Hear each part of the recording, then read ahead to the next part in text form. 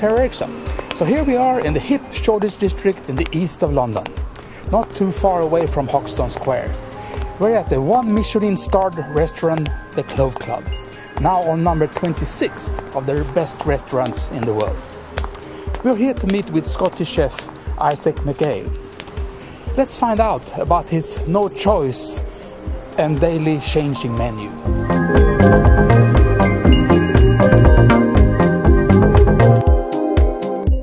If you were to explain for somebody that has never been here about your style when it comes to cooking, what would you say? Modern British with a little bit of Japanese influence. Quite stripped back and direct with the food. Not so much showing off, just tasty things that people enjoy to eat. And yeah, that's it. Where do you get your inspiration when creating a new dish? A book I read 20 years ago, work experience I'd done in a kitchen 7 years ago, an old cookbook of European peasant food, my favourite cookbook, and all of those things come together in some idea, and then inspired by the great produce we get. I think El Bulli was always about and to an extent the fat duck as well, molecular cooking. The technique was the most important thing. It was to show off the technique that you had come up with, more than satisfying the client, the customer, and making them happy. You would serve a dish year-round, regardless of if it was a good time of year to have a cauliflower, just because you did a special dish which showed off your technique you had come up with. So Isaac, tell me, how did it all started? Why did you get into food in the first place?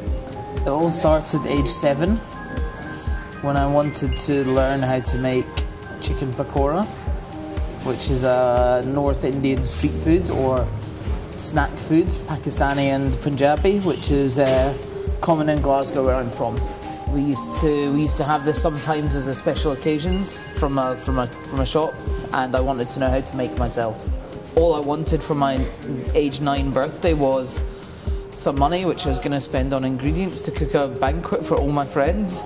And I spent my birthday just cooking from 9 AM till like doing salt and pepper wood pigeon and all these different dishes. And then I went on to work in restaurants while at school in Glasgow. If there was a X-ray machine, I would have been in trouble going into the school because I used to carry a massive knife. But just to go through school and then afterwards go down to the restaurant where I would wash dishes and get to do some of the food. From there were like various other restaurants, a lot of other restaurants in Glasgow, and I wanted to move to Japan, and I ended up going to Australia for a year working for a guy called Mark Best, whose restaurant he just closed, but he was had 3 hats, so one of the best restaurants, one of the top 5 restaurants in Sydney.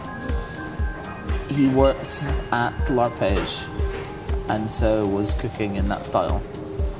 So I worked there for a year, came back to London and worked at Tom Aiken's, and from there I went to the Ledbury and was part of the opening team for the Ledbury and stayed there for 6 years. Then I started a thing called Young Turks, which was me and 2 other guys doing some dinners here and there, and became much more famous than we expected, but helped us to do our own restaurants, and here we are. I always thought I would be focused on a technique or a skill in the kitchen.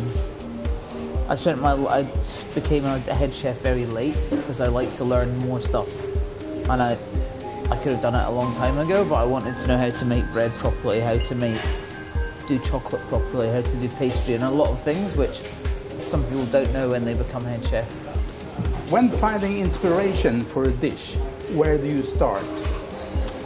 Actually, it's led by wanting to make people have wow moments. I don't know if I'm sure you had one in eating a dish somewhere where you go, wow, that is amazing. And it doesn't happen very often. Sometimes you get a cooked piece of fish with some blah blah blah and yeah, it was nice. I enjoyed it, and you move on and you forget about it, but sometimes you're stunned into silence and you can't believe how amazing something tastes You can't have that all the way through a meal, but if you can do that a couple of times in somebody's meal repeatedly, then you do very, very well. And so I try to focus on making those things which are stunning. So does it mean that you go very intuitively into the process and not by planning on paper and sketching? We have a very small kitchen, and there is consideration of what is achievable within the constrictions we have, constraints.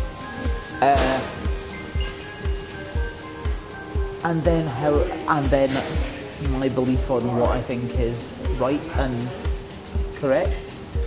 I don't like when things start to get too messy and confusing. I like it to be quite clear and straight.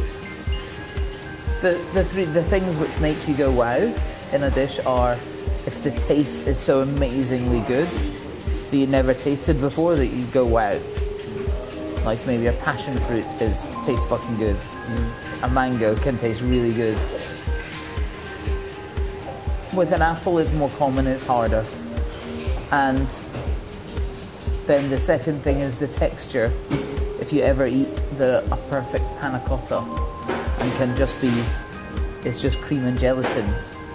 But when they get it just right, the right texture, it can be the most amazing texture ever. And then the third thing for me is when you've got a dish, but somebody tells you the story of, this is my grandmother's recipe, and she was the last thing she told me before she passed away, and she gave me the seeds for the onion, and I've been growing the onions with her seeds to serve with the blood pudding of this dish. Then that adds an element to a dish which makes it more special than the components on the plate. But the most important things for me are to focus on texture and flavour. Then correct cooking and seasoning. But for sure there's a million ways to cook a salmon. And they can be nice in a lot of different ways, but there's one way which I feel is the best expression, and the one which is going to make you go, wow, that was great. I find the produce on the plates stunning, awesome. Where do you find your produce?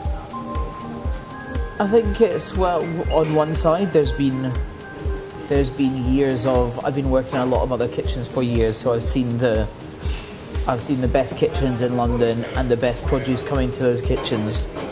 Then I've been to other restaurants and eaten, and been to markets in Japan and been to other places, so I've seen the standards of what you can get and the best ways. And then I'm from Scotland, I like to show the things of Scotland, and we got some of the best shellfish in the world, beef in the world, and other meats, and so I'm quite happy to use things from all of Britain and then a little bit further afield, but yeah. So Isaac, now you're one of the best restaurants in London. You're number 26 of the 100 best restaurants in the world. You're well known, always packed with people here. Where will you go from now?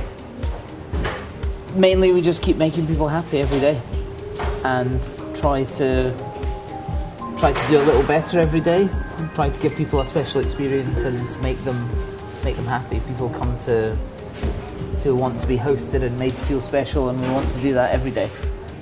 So if you were to give a young person that wants to become a chef an advice, what would that be? I would say find the best place you can, work there for as long as you can, and then find the place that's better than that and work there for just as long. Keep your eyes open, keep your mouth shut, and just soak it all in and learn as much as you can from all those places.